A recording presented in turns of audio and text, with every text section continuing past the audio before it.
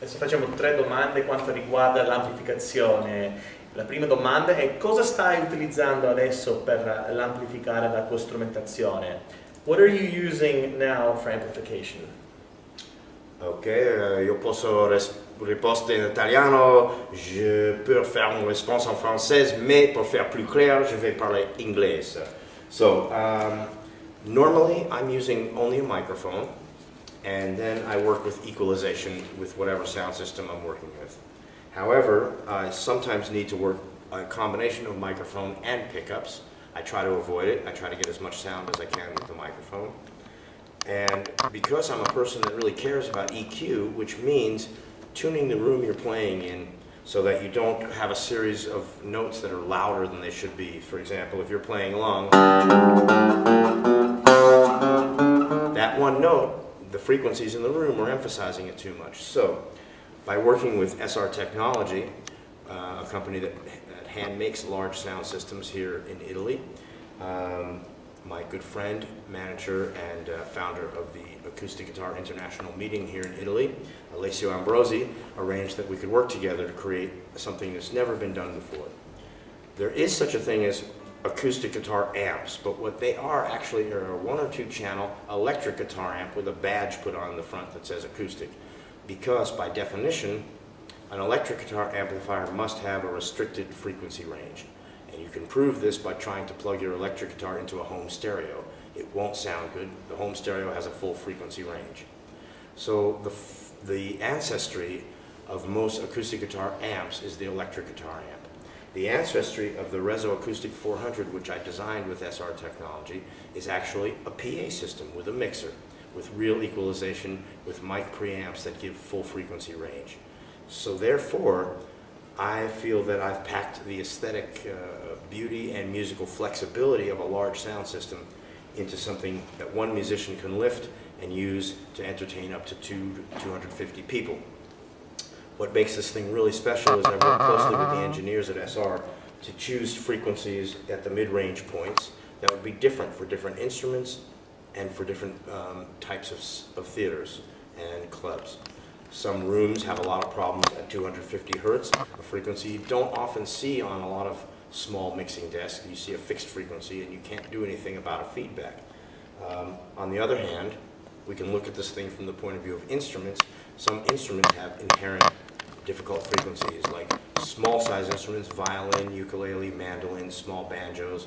My charango back there will have an inherent 250 frequency, which is around in here.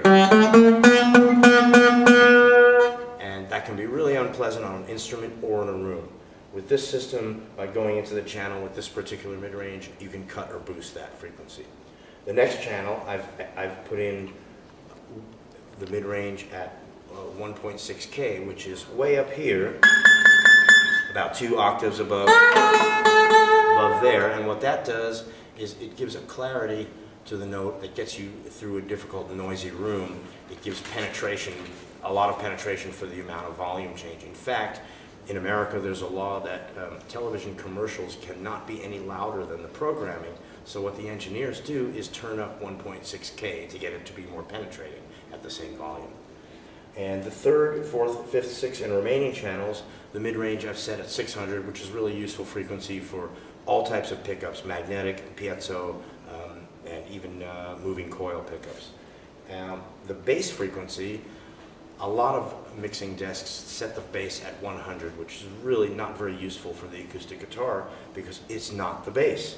If you could blow across the round hole of an acoustic guitar like you can with a Coke bottle to get a note, typically the amount of air in an acoustic guitar would give you a sound of 100 hertz.